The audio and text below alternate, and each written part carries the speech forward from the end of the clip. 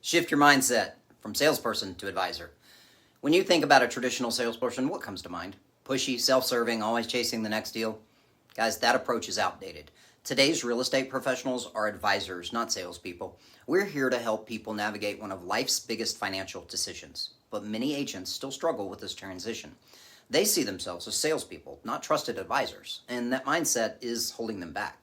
So how do you shift your thinking? Start by focusing on long-term relationships, not short-term transactions. Look for opportunities to provide value even if there's no immediate sale.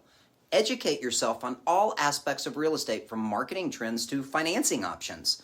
The more knowledge you have, the more value you can offer your clients. Finally, invest in your own personal growth. The best advisors are constantly improving their skills and mindset. When you approach real estate as a true advisor, everything changes. You build trust, you attract referrals, and you create a sustainable business.